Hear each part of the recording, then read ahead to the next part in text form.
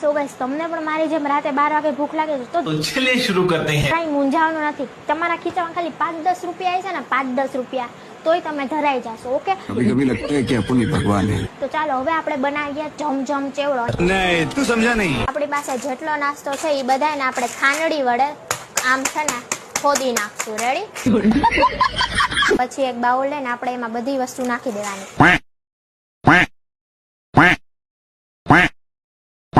તો હવે આ રીતે આપણે બધું કટ કરી લેવાનું છે. અને લોભ જરાય ન કરતા. મેં અહીંયા લોભ કર્યો પણ તમે જરાય લોભ ન કરતા હો મારા કલેજ આવ.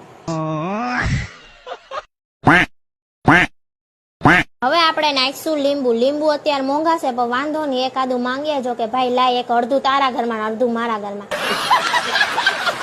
એક જંજીરાનો ખર્ચો થાય, જંજીરા નાખજો. બાકી બધા મસાલા તો તમારા ઘરમાં હોય જ છે. અને મીઠું નાખજો. પછી એમ ન કહેતા મોરું લાગ્યું, એ પછી તમારું બધું નું આ ભેગું કરી દઉં.